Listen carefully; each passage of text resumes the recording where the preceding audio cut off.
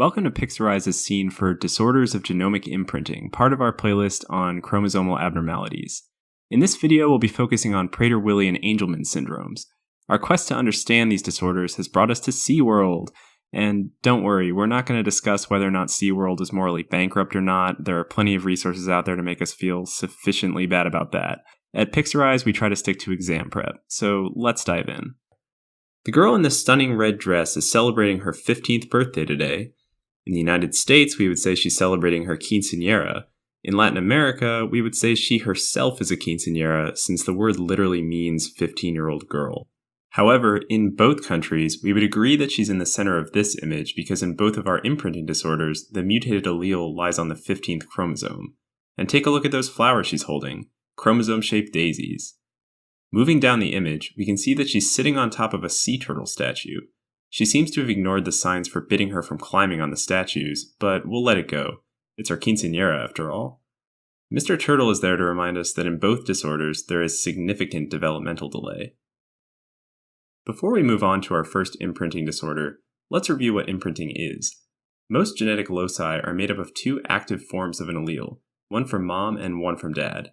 But at some loci, one allele is silenced by DNA methylation and only one parental allele is expressed. So in these disorders, only the non-imprinted allele has to be mutated for someone to present with the disease. Alternatively, an affected child can inherit two copies of the same silent chromosome from a single parent, a phenomenon referred to as uniparental disomy. Now that we're up to speed on imprinting and cultural rites of passage, let's tackle our first disorder, Prader-Willi.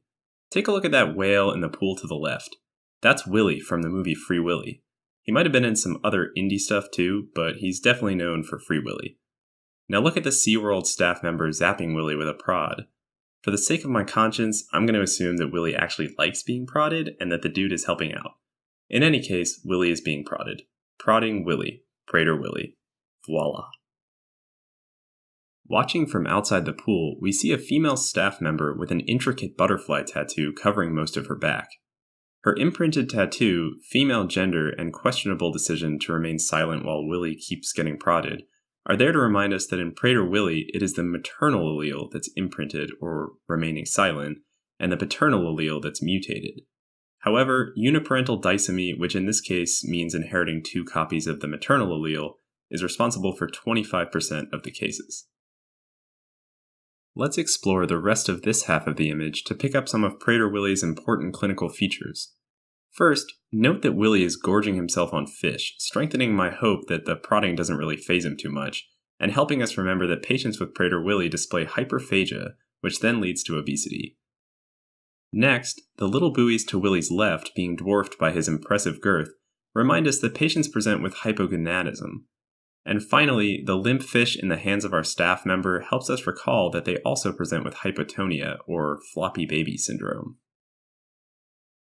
Alright, halfway done. Let's shift over to the right side of the image and take a peek at that hunk handing out flyers. No, that's not the angel guy with the real wings from the X-Men comics. These are fake. This angel guy is wearing his wings because he and his colorful flyers are advertising a new angelfish exhibit at SeaWorld. He's an angel man, advertising angel fish, and representing Angelman's syndrome. Clean. This dude has his own set of fancy tats. These tattoos probably represent a poor life choice for him, but to us they represent that in Angelman's it is the paternal allele that's imprinted and the maternal allele that's mutated. Uniparental disomy is once again an alternative inheritance mechanism, but it represents only 5% of these cases compared to the 25% in Prader-Willi. Let's finish up by going over the important clinical features seen in Angelman's. Angelman's was once known as happy puppet disease because patients experienced bouts of inappropriate laughter, constant smiling, and jerky movements. This staff member getting a little too worked up over his octopus puppeteering skills will help you remember this. To his right, we see that a child is totally losing his mind over the octopus puppet. His inability to sit still should remind us that these patients suffer from chronic seizures. Lastly, the wobbly taxi that just dropped off our bouncing child symbolizes the ataxia seen in Angelman's. And that's it.